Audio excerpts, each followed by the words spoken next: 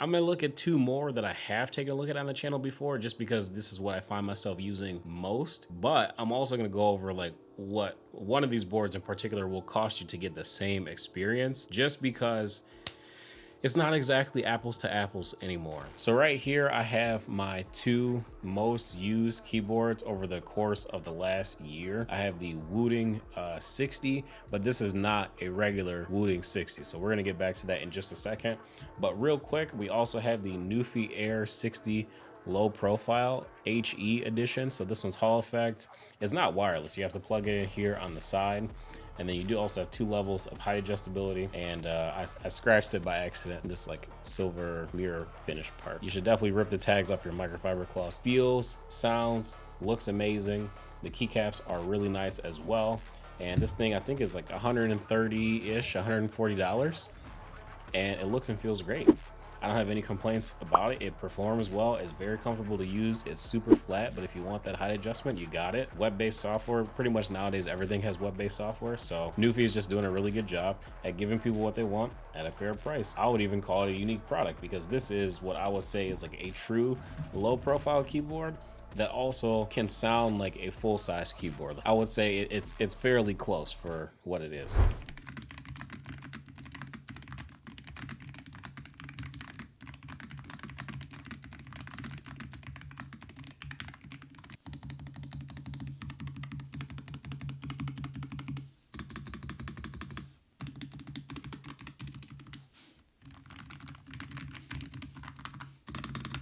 Going over to the Wooting 60 HE. This keyboard is just really expensive.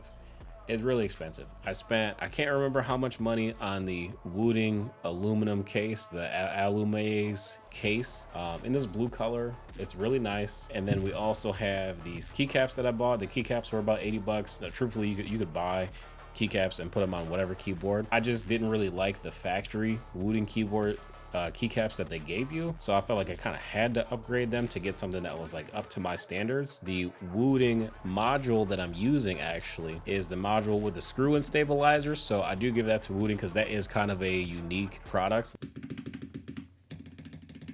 and they're all properly done. Like, I have not touched these or added any extra lube or anything in the Wooting module. They came perfect. And then I have the lighter Lecker 45 V2 switches. And honestly, I hand lube my Lecker V1s and put them back in the keyboard. And then I just popped in these Lecker V2s, and they feel and sound very, very close. So I really can't complain about the performance or the acoustics, because they sound like they were basically hand lubed.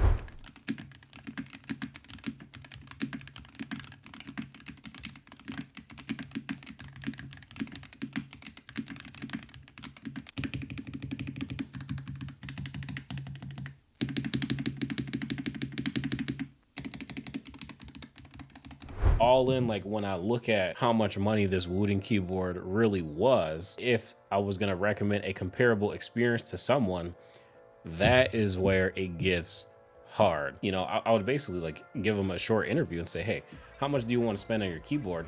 Because if you are more so on a budget, you can get a very similar experience for less money going with something like this or something like this or something like this, if you want a larger keyboard for, you know, let's say approximately half the cost. But if you really want to ball out, I'm not going to tell you that the Wooting is not worth it, but all of these are running at 8,000 hertz polling rate.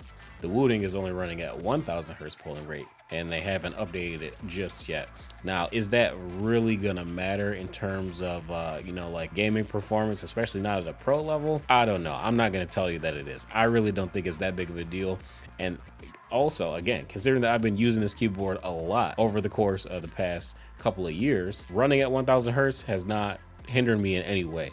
So running at 8,000 hertz using these keyboards has not really given me a massive advantage either. I say all that to say the Wooting is a really nice board, but you can get a very similar experience for a whole lot less money and really not be missing out at all. Still have web-based software, still have a reliable keyboard, still have really low input lag and all that stuff. If you guys were in my shoes, like with all these boards here, what would you choose? Drop a comment in the comment section below and let me know which of these keyboards you think will work best for you.